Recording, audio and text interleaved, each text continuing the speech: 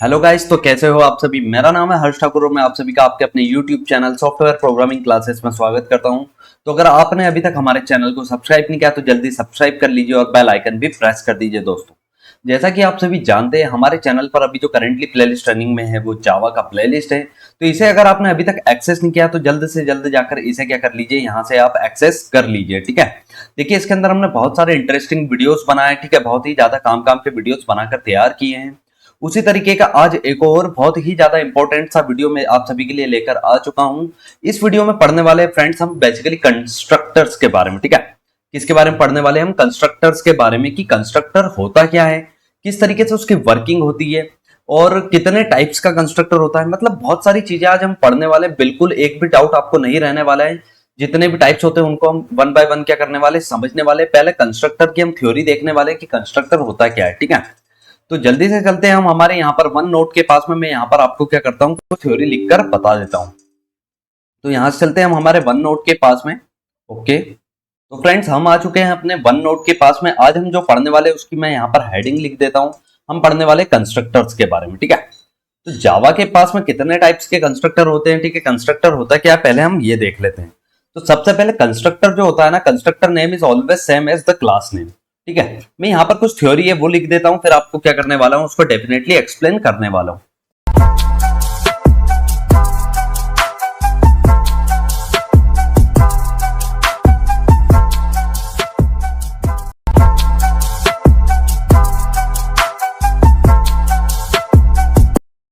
Okay, तो friends जैसा कि आप सभी देख सकते हैं, मुझे जो भी थ्योरी लिखना थी इसके बारे में मैंने वो यहाँ पर लिख दी है। ठीक है, अब मैं आपको क्या करता हूँ, लाइन बाय लाइन इसको एक्सप्लेन कर देता हूँ जल्दी से।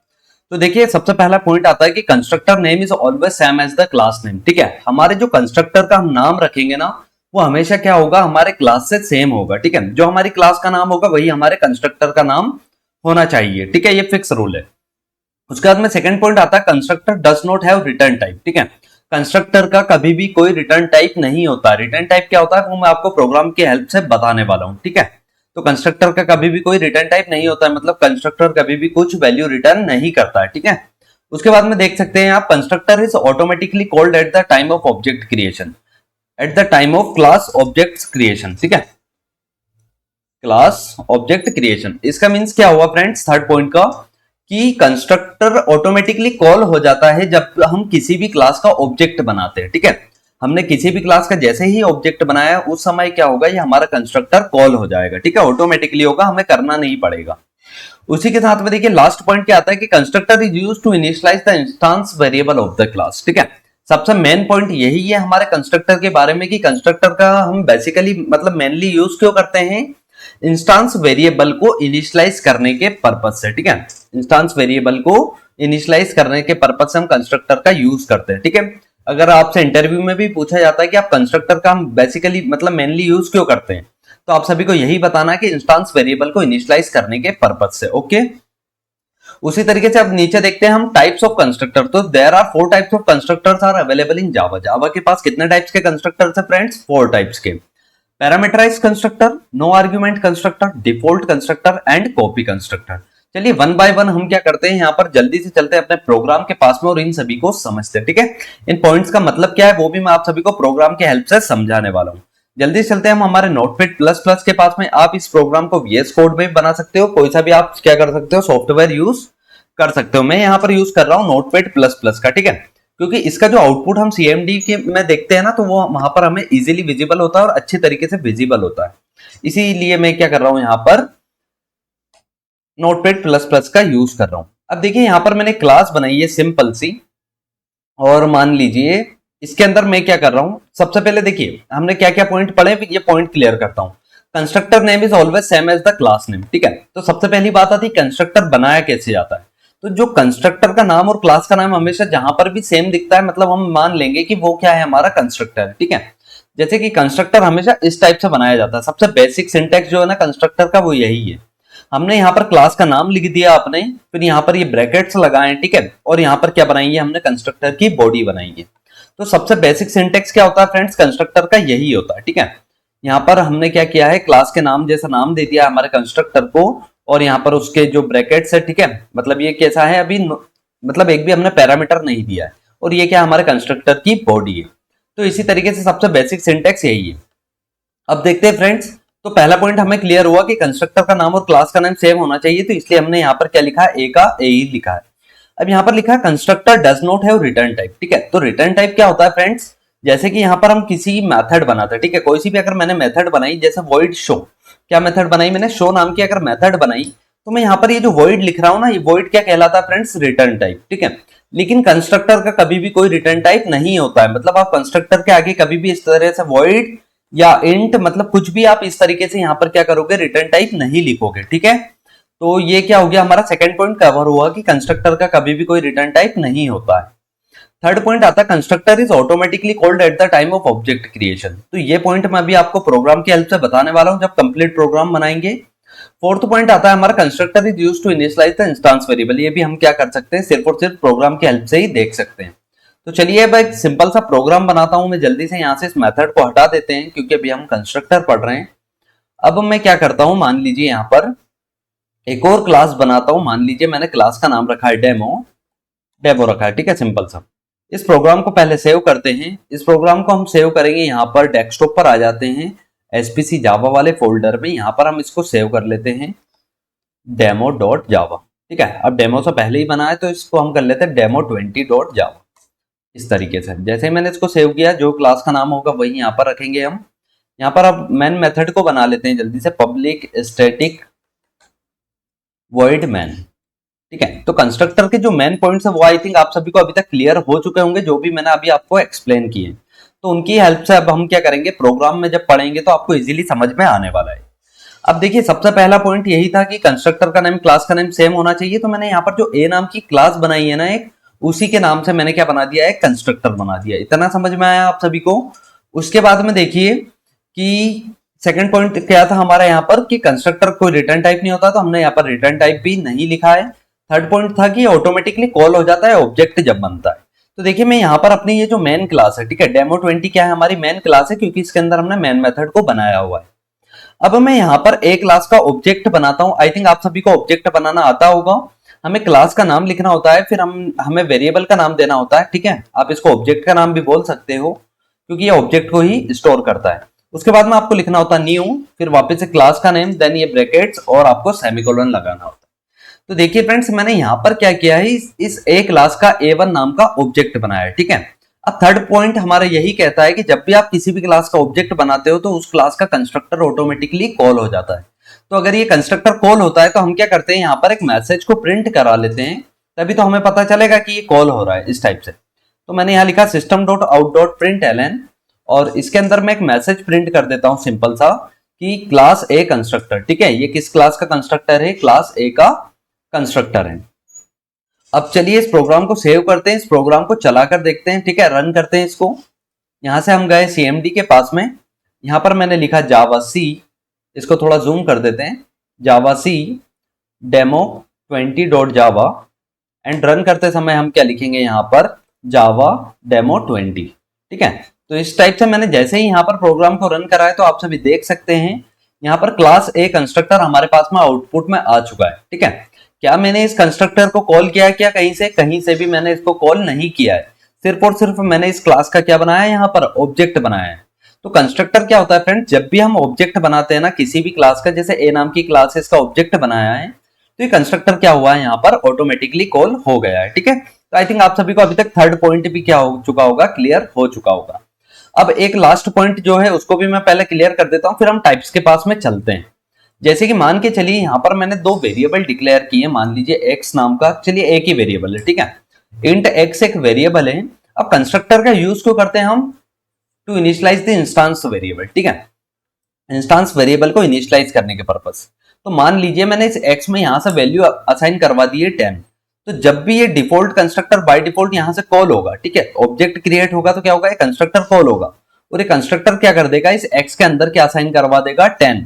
तो अब ये जो 10 असाइन हुआ है ना, इसको मुझे एक्सेस करना है। तो मैं सिंपल सा क्या कर सकता हूँ, एक तो यहाँ पर system dot out dot print LN में क्या कर सकता हूँ, इसी के अंदर कर सकता हूँ। ठीक है, आउट डॉट प्रिंट एलन, तो मैंने यहाँ पर लिखा है प्रिंट एलन, और यहाँ पर मैं क्या कर रहा हूँ, एक्स की वैल्यू को एक्सेस कर रहा हूँ। ठीक है, इसी सेम कंस्ट्रक्टर के अंदर भी हम क्या कर सकते हैं, डेफिनेटली उसको एक्सेस कर सकते हैं। यहाँ पर मैंने प्लस एक्स लिखा। अब आप सभी को आउटपुट से समझ में आएगा फ्रेंड्स कि ये हो क्या रहा है। देखिए मैंने प्रोग्राम को कंपाइल किया है, प्रोग्राम को रन किया है, तो देखिए यहाँ पर मुझे x की वैल्यू क्या देखने को मिल रही है, यहाँ पर 10 देखने को मिल रही है। इसका मतलब क्या हुआ है कि हमने कंस्ट्रक्टर का यूज क्यों किया है यहाँ पर, ये जो इंस्टांस वेरिएबल है इसको इनिशियलाइज करने के पर्पज से, ठीक है। इस वेरिएबल को क्या बोल रहे हैं फ्रेंड्स हम, इंस्टांस वेरिएबल, ठीक है, क्योंकि ये अगर इसको हम इस क्लास में एक्सेस करते हैं नीचे वाली क्लास में, ठीक है, हमारी बेस क्लास में, तो हमें क्या करना होगा पता है, सिर्फ और सिर्फ इसको ऑब्जेक्ट की हेल्प से ही हम एक्सेस कर सकते हैं, ठीक है। इसको हम बिना ऑब्जेक्ट के एक्सेस यहाँ पर नहीं कर पाएंगे। सिर्फ और सिर्फ हम क्या करेंगे, जैसे A1 है तो A1 का एक्स इस तरीके से ही हम एक्सेस कर सकते हैं, ठीक है। तो इंस्टांस वेरिएबल को एक और क्या बोलते हैं हम, ऑब्जेक्ट वेरिएबल भी बोलते हैं, क्योंकि ये ऑब्जेक्ट से ही एक्सेस होता है। लेकिन हमने यहाँ पर इसको तो खुद अपनी ही क्लास में एक्सेस कर लिया है यहाँ पर, तो इसलिए हमें यहाँ पर ऑब्जेक्ट की हेल्प नहीं लगती, ठीक है। अपनी क्लास में तो वो एक्सेस हो जाता है, लेकिन अदर क्लास में सिर्फ और सिर्फ ऑब्जेक्ट की हेल्प से ही एक्सेस होता है। तो आई थिंक आप सभी को अभी तक चारों पॉइंट क्लियर हो चुके होंगे कि कंस्ट्रक्टर होता क्या है बेसिकली, ठीक है। तो सबसे ये बेसिक प्रोग्राम्स थे कंस्ट्रक्टर के बारे में, ये सभी हमने बनाकर देख लिए। अब जल्दी से चलते हैं हम टाइप्स के पास में, कंस्ट्रक्टर के टाइप्स के पास में। तो सबसे पहला टाइप होता है कंस्ट्रक्टर का पैरामीटराइज्ड कंस्ट्रक्टर, ठीक है। तो पैरामीटराइज्ड कंस्ट्रक्टर होता क्या है, ध्यान से सुनेंगे फ्रेंड्स, कि इसमें भी कंस्ट्रक्टर का नाम और क्लास का नाम क्या होगा, डेफिनेटली सेम होगा। उसके बाद में सुनेंगे कि पैरामीटराइज कंस्ट्रक्टर बनाना है ना, तो आपको इस कंस्ट्रक्टर के अंदर क्या करना है, कुछ पैरामीटर दे देना। जैसे मैंने यहाँ पर इंट x दिया है, उसी तरीके से एक इंट y दिया है। मैंने यहाँ पर क्या किया है, दो वेरिएबल दे दिए, दो पैरामीटर दे दिए, ठीक है। पैरामीटराइज कंस्ट्रक्टर कुछ नहीं होता है, जैसा अभी हमने कंस्ट्रक्टर बनाया था, सिर्फ उसके अंदर हमने क्या पास कर दिए, पैरामीटर पास कर दिए। आप इसमें 2 पैरामीटर दो, 20 पैरामीटर दो, 50 पैरामीटर दो, ठीक है। लेकिन अगर आपने एक भी पैरामीटर दे दिया है तो वो कंस्ट्रक्टर क्या कहलाने वाला है, यहाँ पर हमारा पैरामीटराइज्ड कंस्ट्रक्टर, ठीक है, मेटराइज्ड कंस्ट्रक्टर, ठीक है। तो यह हमारा बनकर तैयार हो गया है पैरामीटराइज्ड कंस्ट्रक्टर।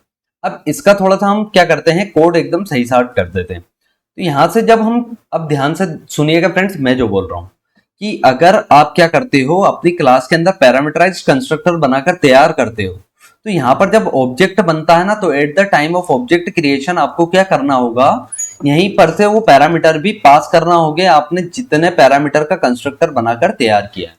मैंने यहाँ पर अभी 2 पैरामीटर वाला कंस्ट्रक्टर बनाया है, तो जब ऑब्जेक्ट क्रिएट कर रहा हूं ना मैं एक क्लास का A1, उस समय मुझे यहाँ पर क्या करना होंगे, 2 मतलब उसके पैरामीटर भी पास करना होंगे, ठीक है। तो अब ये दोनों पैरामीटर से जो वैल्यू जाएगी 10 और 20, वो किसके पास में आ जाएगी, 10 आ जाएगा हमारे x के पास में, 20 आ जाएगा हमारे y के पास में, ओके। अब अगर मैं यहाँ पर क्या कर रहा हूँ, सिंपल सा अगर मैं कर रहा हूँ यहाँ पर मैसेज को प्रिंट कर रहा हूँ, मान लीजिए मैं x की वैल्यू एक्सेस कर रहा हूँ, साथ ही मैं y की वैल्यू एक्सेस कर रहा हूँ, तो यहाँ पर मुझे जो x और y की वैल्यू है ना, वो क्या देखने को मिलेगी, 10 और 20 देखने को मिल जाएगी। क्योंकि मैंने क्या किया है, जब ये ऑब्जेक्ट क्रिएट किया है, जब इसमें के पैरामीटर में 2 वैल्यू पास कर दिए हैं, ये दोनों वैल्यू यहाँ पर एक्सेस होगी और हम उनको यहाँ पर क्या कर रहे हैं, प्रिंट कर रहे हैं, ठीक है। तो इस तरीके से आप देखिए मैं क्या करता हूँ, इस प्रोग्राम को कंपाइल एंड रन करके आप सभी को दिखा देता हूँ। यहाँ पर चले हम हमारे CMD के पास में, यहाँ पर मैंने किया प्रोग्राम को कंपाइल, प्रोग्राम को कर दिया है मैंने रन। तो आप सभी देख सकते हैं x के पास में 10 आ चुका है, y के पास में 20 आ चुका है, ठीक है। तो इसी तरीके से क्या होता है फ्रेंड्स, पैरामीटराइज्ड कंस्ट्रक्टर बनाया जाता है कि आपको एक a नाम से, मतलब जो भी आपका क्लास का नाम है वही आपको नाम दे देना है, और पैरामीटर्स में आपको कुछ ना कुछ वेरिएबल्स दे देना, ठीक है। वेरिएबल्स किसी भी टाइप के हो सकते हैं, मैंने भी इंटीजर टाइप के लिए, आप स्ट्रिंग टाइप के भी ले सकते हो, कुछ भी कर सकते हो, ठीक है। तो ये होता है फ्रेंड्स पैरामीटराइज्ड कंस्ट्रक्टर, सिंपल सा। और अगर आप क्या करना चाहते हो, पैरामीटराइज्ड कंस्ट्रक्टर की हेल्प से भी इंस्टांस वेरिएबल को अगर इनिशियलाइज करना चाहते हो, मान के चलिए यहाँ पर 2 वेरिएबल है, इंट a और साथ में है यहाँ पर कोमा करके इंट a और b, 2 वेरिएबल है, ठीक है। इंट a और b क्या है, यहाँ पर 2 इंस्टांस वेरिएबल है। तो इनको अगर आप इनिशियलाइज करना चाहते हो तो आप क्या कर सकते हो पता है, सिंपल सा आप क्या कर सकते हो कि जो x के अंदर वैल्यू आ रही है उसको आप मतलब a के अंदर इस तरीके से असाइन कर सकते हो, और जो y के अंदर वैल्यू आ रही है उसको आप क्या कर सकते हो, यहाँ पर b के अंदर असाइन कर सकते हो, इस टाइप से देखेंगे फ्रेंड्स। तो यहाँ पर जो हम नीचे से अभी x में वैल्यू पास कर रहे हैं, वो x वाली वैल्यू हमारे a के पास चली जाएगी, मतलब यहाँ पर, और जो y में वैल्यू असाइन हो रही है वो किसके पास चली जाएगी, हमारे यहाँ पर b के पास में। और अगर अब हम यहाँ पर क्या करते हैं, a और b को एक्सेस करते हैं, ठीक है फ्रेंड्स, हम किसको एक्सेस कर रहे हैं, a और b को। देखिए यहाँ पर xy की जगह मैं लिख रहा हूँ a और b।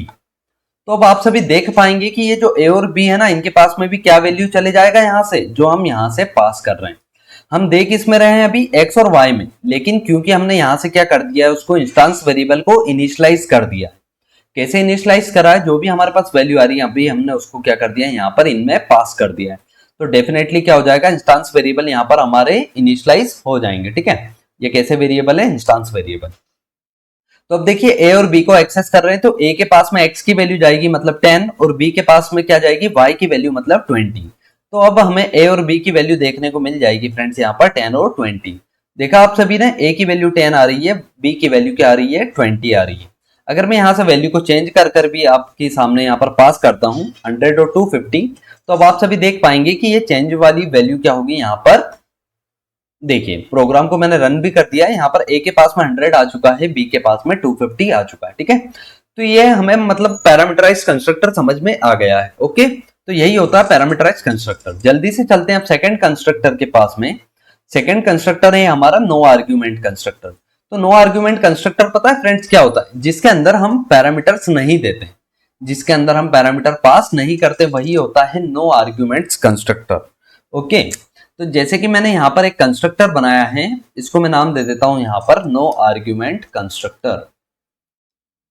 ठीक है, तो अब नो आर्ग्यूमेंट कंस्ट्रक्टर क्या होता है, वो सिंपल सा एक क्लास के नाम जैसा उसका नाम होता है, उसके बाद में उसके अंदर एक भी पैरामीटर नहीं होते हैं। साथ ही में हम क्या कर सकते हैं, यहाँ पर कुछ भी वैल्यू को यहाँ पर या तो प्रिंट कर सकते हैं। देखिए अब यहाँ पर प्रिंट तो होगा नहीं, क्योंकि ये कैसा कंस्ट्रक्टर है हमारा, यहाँ पर नो आर्ग्यूमेंट कंस्ट्रक्टर। तो इसके अंदर हम क्या कर सकते हैं, एक तो कि जैसे कि यहाँ पर हमारा इंस्टांस वेरिएबल क्या है, a और b है, तो हम क्या कर सकते हैं कि यहाँ पर से a की वैल्यू पास कर देते हैं 10, और हम b की वैल्यू पास कर देते हैं यहीं से मान लीजिए 50, इस टाइप से। और मैं क्या कर सकता हूँ यहाँ पर, इसी के अंदर ही हम क्या करते हैं, system dot out dot print LN कर लेते हैं। देखिए पूरा अच्छे से समझाऊंगा। ठीक है, मैं यहाँ पर थोड़ा सा कोड लिख लेता हूँ, और प्रिंट एलन, और इसके अंदर मैं क्या कर रहा हूँ, मान लीजिए यहाँ पर a और b को ही प्रिंट कर रहा हूँ, और मैंने यहाँ पर लिखा a is equals two plus a। I think आप सभी को कोड समझ में आ रहा होगा। ठीक है, मैं जो भी लिख रहा हूँ बिल्कुल बहुत सिंपल है, कंस्ट्रक्टर समझना इतना कठिन नहीं होता है फ्रेंड्स। ठीक है, अब देखिए यहाँ पर से अब मैंने क्या किया है, क्योंकि यहाँ पर मैंने नो आर्ग्यूमेंट कंस्ट्रक्टर बनाया ना फ्रेंड्स, तो अब मुझे यहाँ पर पैरामीटर पास नहीं करना है। अगर मैं ऐसा कुछ करूंगा ना तो मुझे एरर देखने को मिलेगा, जो कि मैं आप सभी को एंड में समझाने वाला हूँ। ठीक है, तो अब देखिए क्योंकि मैंने यहाँ पर नो आर्ग्यूमेंट वाला कंस्ट्रक्टर बनाया है, तो जब मैं ऑब्जेक्ट क्रिएट करूंगा इस क्लास का, जब मुझे क्या करना होगा, ऑब्जेक्ट भी ऐसा क्रिएट करना होगा जिसके अंदर मैं क्या करूं, आर्ग्यूमेंट या पैरामीटर पास ना करूं। ओके, तो अब देखिए जैसे ही मैंने एक क्लास का A1 ऑब्जेक्ट यहाँ पर बनाकर तैयार किया है, तो क्या होगा फ्रेंड्स, ये वाला नो आर्ग्यूमेंट वाला कंस्ट्रक्टर कॉल हो जाएगा। ठीक है, नो आर्ग्यूमेंट मतलब इसके अंदर हमने एक भी पैरामीटर यहाँ पर अभी नहीं दिया है। और इसके अंदर अब मैंने किया क्या है फ्रेंड्स, जैसे ही ये कॉल होगा तो मैंने A के अंदर 10 असाइन करवा दिया है, B के अंदर 50 असाइन करा दिया है, और ये A और B कहां पर है फ्रेंड्स, ये हमारे इंस्टांस वेरिएबल है। ठीक है, तो यहां से 10 चले जाएगा A के पास में, 50 चले जाएगा B के पास में, और क्योंकि अब हम 10 और मतलब A और B को प्रिंट कर रहे हैं, तो यहाँ पर हमारा आउटपुट क्या देखने को मिलेगा, हमें यहाँ पर हमें आउटपुट देखने को मिल जाएगा 10 और 50।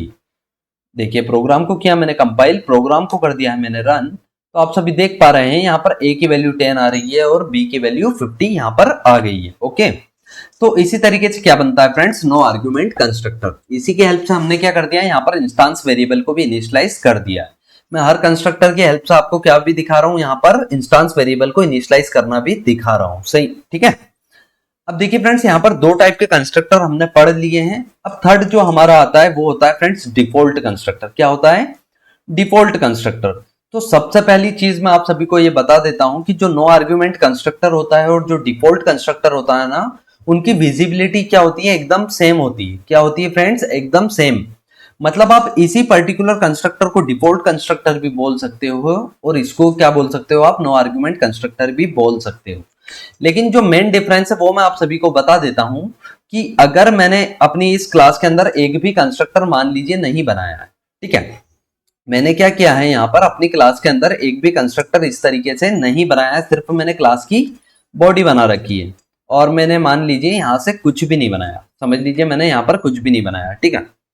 और अब मैं क्या कर रहा हूँ, इस क्लास का ऑब्जेक्ट बना रहा हूँ। ध्यान से सुनेंगे मैं क्या कहना चाहता हूँ कि मैंने एक क्लास ए बनाई है, इसके अंदर मैंने बॉडी के अंदर कुछ भी नहीं बनाया, ठीक है। और अब मैं क्या कर रहा हूँ, इस ए क्लास का ऑब्जेक्ट बना रहा हूँ। तो हम सभी को ये चीज तो पता है फ्रेंड्स कि जब भी हम किसी क्लास का ऑब्जेक्ट बनाते हैं तो उस समय क्या कॉल होता है, कंस्ट्रक्टर कॉल हो जाता है, ठीक है। लेकिन क्योंकि अभी तो हमने यहाँ तो कंस्ट्रक्टर नहीं बनाया है, तो फ्रेंड्स ध्यान से सुनिएगा, मेन पॉइंट यही है कि अगर आपने अपनी क्लास के अंदर किसी भी टाइप का कंस्ट्रक्टर नहीं बनाया है तो जो जावा कंपाइलर होता है ना, वो बाय डिफॉल्ट क्या करता है, एक डिफॉल्ट कंस्ट्रक्टर बना देता है। समझ में आया पॉइंट? नहीं आया? वापस से रिपीट करता हूं कि अगर आपने अपनी क्लास में एक भी कंस्ट्रक्टर नहीं बनाकर तैयार किया है और आप क्या कर रहे हो, उस क्लास का ऑब्जेक्ट क्रिएट कर रहे हो, तो जावा कंपाइलर क्या करेगा, अपनी इस क्लास के अंदर बाय डिफॉल्ट एक डिफॉल्ट कंस्ट्रक्टर बना देगा। डिफॉल्ट कंस्ट्रक्टर मींस क्या होता है फ्रेंड्स, कुछ इस टाइप का कंस्ट्रक्टर बनाकर तैयार कर देगा। आया क्या आप सभी को समझ में? तो डिफॉल्ट कंस्ट्रक्टर क्या होता है फ्रेंड्स, जो हमारा जावा कंपाइलर बनाकर तैयार करता है, ठीक है। और नो आर्ग्यूमेंट कंस्ट्रक्टर क्या होता है, जो कि हम यूजर, जो हम है ना यूजर, वो बनाकर तैयार करते हैं। अब देखिए दोनों दिखने में सेम है, ठीक है। ये हमारा क्या बन चुका है पता है, यहाँ पर डिफॉल्ट कंस्ट्रक्टर भी बन चुका है। और अगर मैं सेम जो हमारा पिछला वाला कोड था, अगर आप उसमें भी कंस्ट्रक्टर देखेंगे तो ये भी हमें दिखने में ऐसा का ऐसा ही दिख रहा था, ठीक है। उसी तरीके से ए लिखा है, उसी तरीके से यहाँ पर कुछ भी पैरामीटर नहीं है और उसी तरीके से यहाँ पर बॉडी है, ठीक है। लेकिन क्योंकि ये हमने खुद ने अपनी क्लास के अंदर बना दिया है, इसलिए ये नो आर्गुमेंट कंस्ट्रक्टर कहलाता है, ठीक है। क्योंकि इसके अंदर हमने आर्गुमेंट नहीं दिए, पैरामीटर नहीं दिए।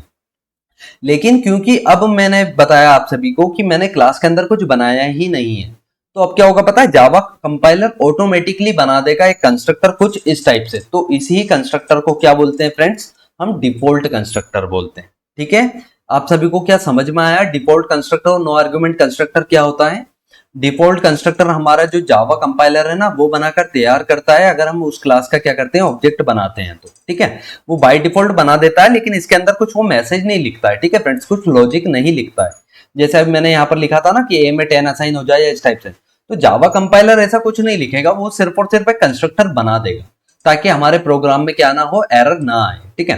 क्योंकि ऑब्जेक्ट बनता है जब कंस्ट्रक्टर कॉल होता है, ये फिक्स बात है, ठीक है, ये फिक्स पॉइंट है। तो कंस्ट्रक्टर अगर कॉल हो रहा है तो मतलब यहाँ पर कंस्ट्रक्टर तो बना होना चाहिए, लेकिन अगर आपने नहीं बनाया तो क्या करेगा, जावा कंपाइलर खुद एक कंस्ट्रक्टर बना देगा। तो आई थिंक मैं ये मान के चलता हूं कि आपको समझ में आ गया होगा कि अब डिफॉल्ट कंस्ट्रक्टर होता क्या है, ठीक है। और अगर इसी कंस्ट्रक्टर को मैंने यहाँ पर मान लीजिए बना दिया और इसके अंदर मैं कुछ भी लिख देता हूं, मान लीजिए system dot out dot println या कुछ भी, तो अब ये कंस्ट्रक्टर क्या कहलाने वाला है फ्रेंड्स, ये कंस्ट्रक्टर अब कहलाने वाला है नो आर्ग्यूमेंट कंस्ट्रक्टर, ठीक है। जैसे कि मैंने यहाँ पर एक मैसेज प्रिंट कर दिया है कि ये हमारा क्या है, नो आर्ग्यूमेंट कंस्ट्रक्टर, ठीक है। अब अगर मैं प्रोग्राम को कंपाइल एंड रन करता हूं तो आप सभी यहाँ पर देख पाएंगे कि यहाँ पर आउटपुट में मुझे देखने को मिलेगा, ठीक है, नो आर्ग्यूमेंट कंस्ट्रक्टर। यहाँ पर आप सभी देख पा रहे होंगे कि आउटपुट आ चुका है यहाँ पर नो आर्ग्यूमेंट कंस्ट्रक्टर। चलिए क्लियर स्क्रीन करते हैं। अब देखिए यहाँ पर नो आर्ग्यूमेंट कंस्ट्रक्टर क्या हो चुका है, हमारे आउटपुट में आ चुका है। अब देखिए फ्रेंड्स, अगर मैंने क्या किया था, अभी मैंने आप सभी को बताया था कि अगर मैं यहाँ पर कुछ बना ही नहीं रहा हूँ और यहाँ पर मैंने ऑब्जेक्ट बनाकर तैयार किया है, तो आप सभी को ये पता चल चुका है कि जावा कंपाइलर क्या करेगा, खुद एक डिफॉल्ट कंस्ट्रक्टर बना देगा, उसी को हम क्या कहते हैं, डिफॉल्ट कंस्ट्रक्टर कहते हैं। तो देखते हैं प्रोग्राम को चलाकर कि जावा कंपाइलर बना भी रहा है या नहीं, क्योंकि अगर नहीं बनाएगा वो तो हमें यहाँ पर एरर देखने को मिलना चाहिए, ठीक है। क्योंकि कंस्ट्रक्टर कॉल हो तो रहा है और अगर उसको मिलेगा ही नहीं, मान लीजिए यहाँ पर कंस्ट्रक्टर मिलेगा ही नहीं, तो ये हमारा कॉल क्या करेगा, फिर ऑब्जेक्ट कॉल क्या करेगा, ठीक है, ऑटोमेटिकली कॉल क्या होगा।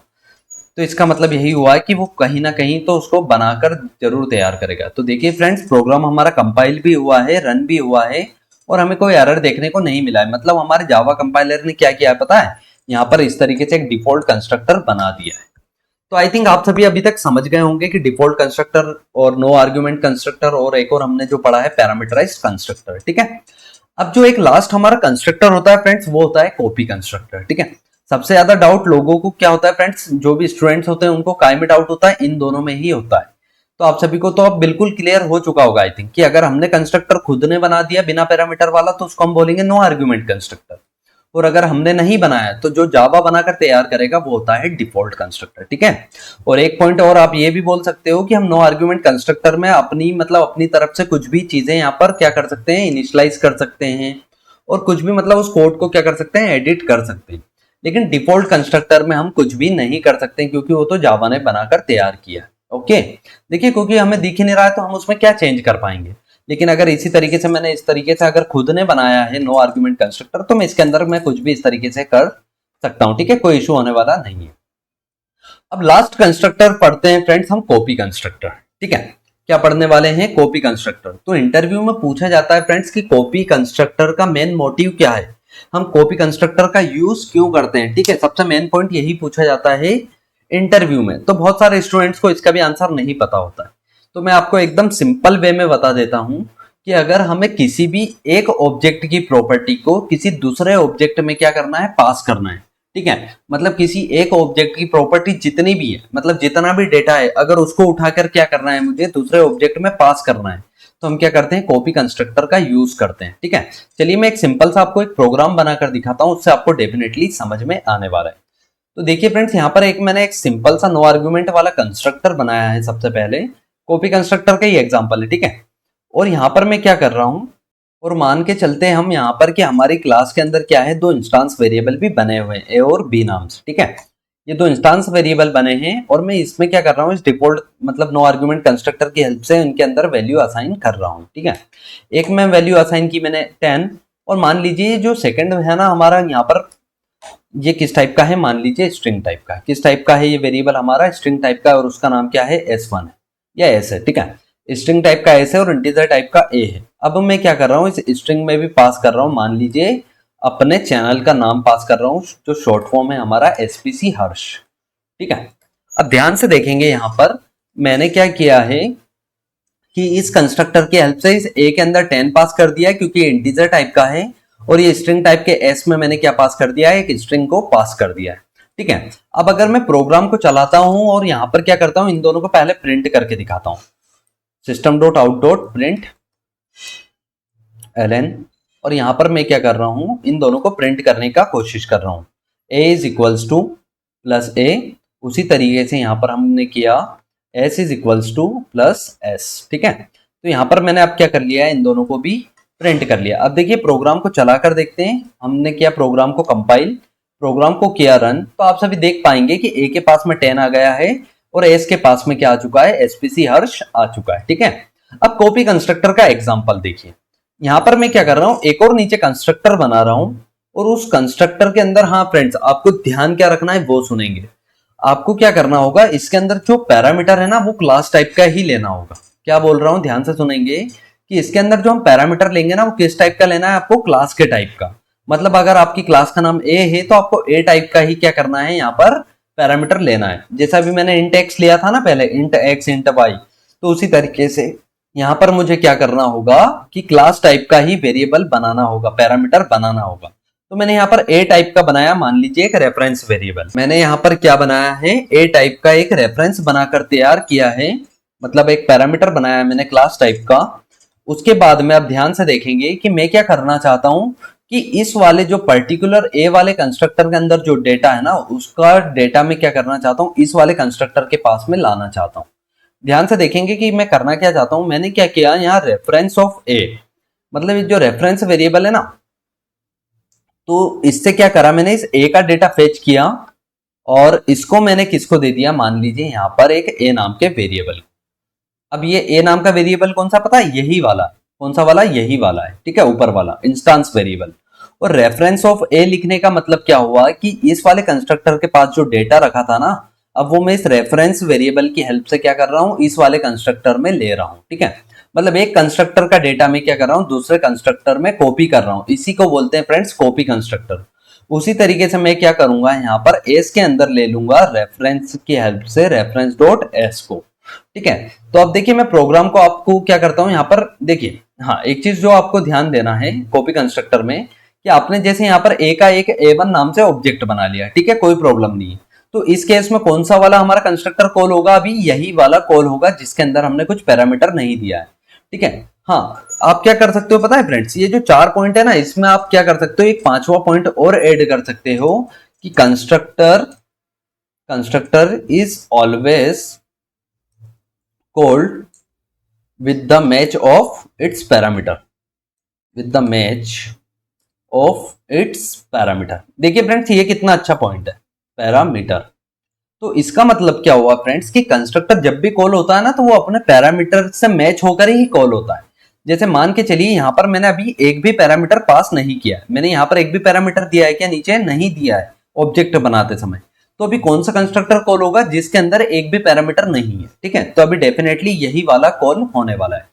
अब मैं क्या कर रहा हूं, यहाँ पर नीचे एक और ऑब्जेक्ट बनाकर तैयार कर रहा हूं यही क्लास का।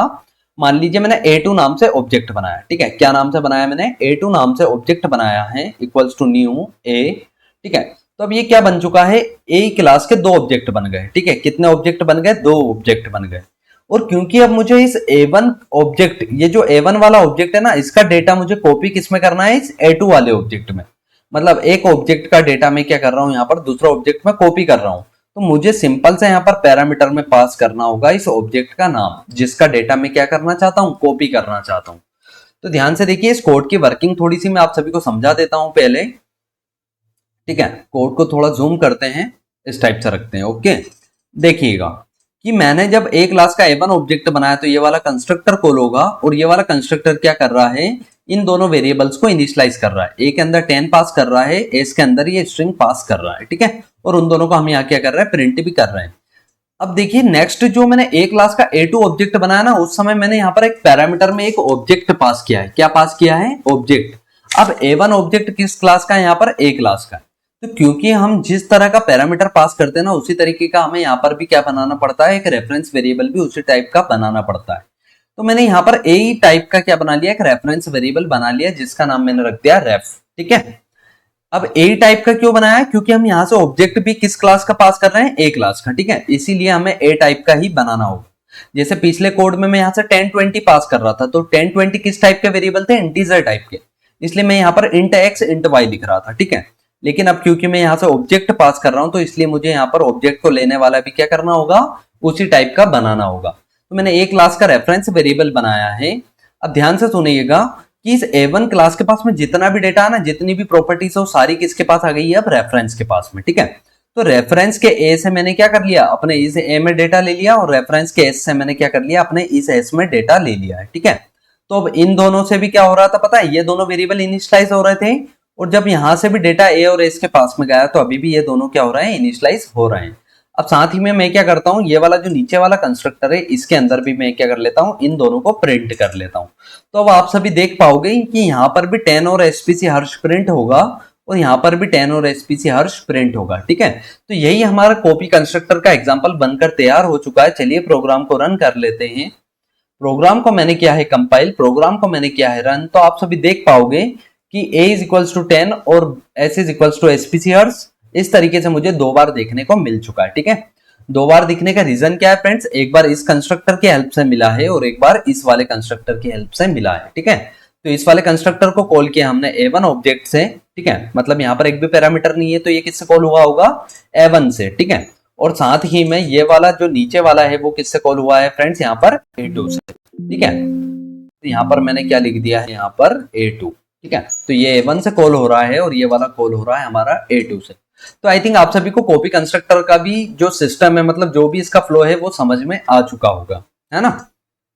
मैंने क्या किया है, चलिए अब वापस से मैं तो नहीं समझा रहा हूँ, आप सभी को आई थिंक समझ में आ गया होगा, और नहीं आया तो आप वीडियो को थोड़ा रिवर्स करिए, आपको डेफिनेटली समझ में आने वाला है, ठीक है। तो बेसिकली हम क्या करते हैं, कॉपी कंस्ट्रक्टर का इसीलिए यूज करते हैं कि एक ऑब्जेक्ट का डेटा क्या कर रहे हैं, हम दूसरे ऑब्जेक्ट में कॉपी कर रहे हैं, उसका नाम ही कॉपी कंस्ट्रक्टर है। तो इसमें हम कॉपी क्या करते हैं, एक ऑब्जेक्ट का डेटा दूसरे ऑब्जेक्ट में, ठीक है। किस टाइप से करते हैं, तो इस टाइप से करते हैं, ओके। और यहाँ पर हमें इस तरह का क्या करना होता है, कंस्ट्रक्टर बनाना होता है। तो आई थिंक फ्रेंड्स आपको अभी तक ये चारों कंस्ट्रक्टर समझ में आए होंगे, ठीक है। तो यही होता है फ्रेंड्स बेसिकली कंस्ट्रक्टर के बारे में जो भी डेटा था, मतलब लिखवाने का था टॉपिक, वो सारा मैंने यहाँ पर आप सभी को क्या कर दिया, यहाँ पर लिखवा भी दिया। तो आप इसको नोट कर लीजिएगा। अगर आपने इंटरव्यू में इतना ही बता दिया ना, तो आपका जो इंटरव्यूअर होगा ना, वो खुश हो जाएगा, मतलब उसको लगेगा कि हाँ आपको यार मतलब आता है समझ में, ठीक है, हर चीज आती है समझ में, ओके। अब चलिए थोड़ा बहुत और जो मेन इंपॉर्टेंट हो सकता है आप सभी के लिए, वो मैं थोड़ा सा आप सभी को बता देता हूँ। यहाँ से मैं कॉपी कंस्ट्रक्टर को हटा रहा हूँ, ठीक है, यहाँ से इस ऑब्जेक्ट को भी हटा रहा हूँ। अब ध्यान से सुनिएगा, मैं जो आप सभी को बताना चाहता हूँ कि अगर आप यहां से इस तरीके से ऑब्जेक्ट बना रहे हैं, इस ऑब्जेक्ट में एक भी पैरामीटर पास नहीं कर रहे हैं, ठीक है, और अगर आपने अपनी क्लास में कैसा बना रखा है, पैरामीटर वाला बना रखा है, ठीक है, कंस्ट्रक्टर आपने कैसा बना रखा है, पैरामीटर वाला, लेकिन आप ऑब्जेक्ट बना रहे हो, जब क्या कर रहे हो, पैरामीटर पास नहीं कर रहे हो, तो इस केस में फ्रेंड्स क्या होता है पता है, एरर्स आती है। ठीक है, मैं अब आप सभी को 2-3 कोड की हेल्प से क्या बताने वाला हूँ, एरर्स बताने वाला हूँ। यहां से मैं ऑब्जेक्ट कैसा बना रहा हूं, बिना पैरामीटर वाला। तो कंस्ट्रक्टर भी कौन सा कॉल होगा फ्रेंड्स, बिना पैरामीटर वाला। लेकिन हमारे यहां पर तो बिना पैरामीटर वाला है ही नहीं। ठीक है, तो अब आप सभी ये सोच रहे होगे कि सर आपने कहा था ना कि जावा कंपाइलर बना देता है बिना पैरामीटर वाला। तो उसके लिए एक पॉइंट है जो आप सभी नोट कर लीजिए जल्दी से, कि जावा कंपाइलर हम सभी के लिए डिफॉल्ट कंस्ट्रक्टर जब ही बनाकर तैयार करता है जब हमारे क्लास में एक भी कंस्ट्रक्टर नहीं होता है। क्या आप सभी को पॉइंट समझ में आया कि जावा कंपाइलर हमारे लिए डिफॉल्ट कंस्ट्रक्टर जब ही बनाकर तैयार करता है जब हमारे क्लास में एक भी कंस्ट्रक्टर नहीं होता है। लेकिन क्योंकि अभी हमने यहाँ पर पैरामीटराइज कंस्ट्रक्टर बना लिया है तो जावा कंपाइलर क्या करेगा पता है, डिफॉल्ट कंस्ट्रक्टर नहीं बनाएगा। तो इस केस में डेफिनेटली हमारे पास में क्या मिलने वाला है, एरर ही मिलने वाला है। देखिए प्रोग्राम को कंपाइल किया, कंपाइल करते ही यहाँ पर कुछ एरर मिला है। पढ़ते हैं इस एरर को, क्या कह रहा है एरर। ये एरर कह रहा है कि कंस्ट्रक्टर ए, मतलब ए क्लास का कंस्ट्रक्टर इन, हाँ ठीक है, constructor A in class A can not be applied to given types. ठीक है, और ठीक है ये सब तो जो लिखा है वो लिखा है। सबसे मेन जो पॉइंट है ना वो यहाँ पर देखिए नीचे जो रीजन लिखा है ना, रीजन ये काम का है। क्या लिखा है यहाँ पर, actual and formal argument list differ in length. ठीक है, इसका मतलब क्या होता है, इस लाइन का बेसिकली सिंपल सा मतलब यही होता है कि आप यहाँ से जो आर्ग्यूमेंट दे रहे हो ना वो डिफरेंट है। मतलब आप तो एक भी नहीं दे रहे हो और आपने बना के कैसा रखा है, 2 आर्ग्यूमेंट वाला, 2 पैरामीटर वाला। ठीक है, तो इस तरीके से यहाँ पर क्या आ रहा है, एरर आ रहा है। उसी तरीके से अगर आपने क्या करा है, यहाँ पर बिना पैरामीटर वाला कंस्ट्रक्टर बनाया है और आपने क्या कर रहे हो, यहाँ से कुछ पैरामीटर पास कर रहे हो, तो डेफिनेटली इस केस में भी क्या आने वाला है, एरर ही आने वाला है। ठीक है, यहाँ पर भी सेम एरर देखने को मिलेगा कि actual and formal arguments are differ in length. ठीक है, आप सभी देख सकते हो यहाँ पर भी अभी क्या एरर आ रहा है, यहाँ पर actual and formal arguments differ in length. ठीक है, क्योंकि देखिए यहाँ पर कंस्ट्रक्टर मैंने अभी आप सभी को जो 5th वाला पॉइंट लिखा है ना वो मैंने यहाँ पर क्या लिखा है, 5th वाला पॉइंट, कि constructor is always called with the match of its parameter. ठीक है, कंस्ट्रक्टर हमेशा उसके पैरामीटर से मैच होकर ही क्या होता है, कॉल होता है। लेकिन यहाँ पर तो आपने 3 पैरामीटर दे दिए और यहाँ तो है ही नहीं पैरामीटर वाला, तो इसलिए यहाँ पर क्या मिल रहा है, हमें एरर देखने को मिल रहा है। ठीक है, तो आप जिस भी टाइप का कंस्ट्रक्टर बनाओ ना उसी टाइप से यहाँ पर क्या करना है, आपको कॉल करना है, इतना आपको ध्यान रखना है। जैसे ही मैं यहाँ से पैरामीटर हटाता हूँ, क्योंकि अब यहाँ पर भी पैरामीटर नहीं है, यहाँ पर भी नहीं है, तो अब हमारा कोड क्या होने वाला है, डेफिनेटली कंपाइल एंड रन होने वाला है। प्रोग्राम को मैंने क्या कंपाइल, प्रोग्राम को कर दिया मैंने रन। आप सभी देख सकते हो हमारा कोड क्या हो चुका है, प्रॉपर रन हो चुका है। ठीक है फ्रेंड्स, तो चलिए मैं ये मान के चलता हूं कि आप सभी को अभी ये चारों कंस्ट्रक्टर बहुत अच्छे से समझ में आ गए होंगे। अगर आ गए हैं तो जल्दी से वीडियो को लाइक कर दीजिए और चैनल को अभी तक आपने सब्सक्राइब नहीं किया है तो जल्दी से क्या करिए, यहाँ पर आकर सब्सक्राइब भी कर लीजिए। ठीक है फ्रेंड्स, और फिर भी समझ नहीं आया अगर आपको तो आप वीडियो को थोड़ा पीछे करिए, मैंने बहुत अच्छे से समझाने का कोशिश किया है। ठीक है, और अगर आप सभी को समझ में आया तो वीडियो को तो जल्दी से लाइक कर ही दीजिए फ्रेंड्स। ठीक है, और अपने फ्रेंड्स में भी क्या करिए, शेयर कर दीजिए। क्योंकि होता क्या है फ्रेंड्स, बहुत सारे जो हमारे फ्रेंड्स लोग होते हैं, ठीक है, जो स्टूडेंट्स होते हैं, उनको क्या होता है, बहुत ज्यादा कंफ्यूजन होता है। बहुत सारों को तो पता है कॉपी कंस्ट्रक्टर ही समझ नहीं आता कि कॉपी कंस्ट्रक्टर होता क्या है, मतलब उसका यूज कैसे कर सकते हैं। और यहाँ पर नो आर्ग्यूमेंट और डिफॉल्ट कंस्ट्रक्टर, ये दोनों में तो बहुत ही ज्यादा क्या होता है पता है फ्रेंड्स, कंफ्यूजन होता है। लेकिन अब मैंने आप सभी को बता दिया तो आई थिंक आप सभी को समझ में आया होगा। ठीक है, कि डिफॉल्ट कंस्ट्रक्टर क्या होता है, जो जावा कंपाइलर खुद से बनाता है ना, और नो आर्ग्यूमेंट कंस्ट्रक्टर क्या होता है, जो हम बनाते हैं बिना पैरामीटर वाला। ठीक है, बिना पैरामीटर वाला कंस्ट्रक्टर जो हम बनाते हैं ना खुद से, और उसको हम क्या करते हैं, यूज करते हैं एज पर अवर रिक्वायरमेंट्स। तो चलिए फ्रेंड्स, आज के लिए इतना ही रखते हैं। अगर आप सभी को कंस्ट्रक्टर बहुत अच्छे से समझ में आया तो वीडियो को लाइक कर दीजिए जल्दी से और चैनल को सब्सक्राइब करके रखिए। And have a nice day, bye bye दोस्तों। आप चैनल को सब्सक्राइब तो करके ही रखिएगा फ्रेंड्स, ठीक है, क्योंकि इसी तरीके के बहुत अच्छे अच्छे वीडियो में क्या करने वाला हूँ, अपने चैनल पर डेफिनेटली लाने वाला हूँ। ओके, तो thanks for watching my video, have a nice day, bye bye दोस्तों।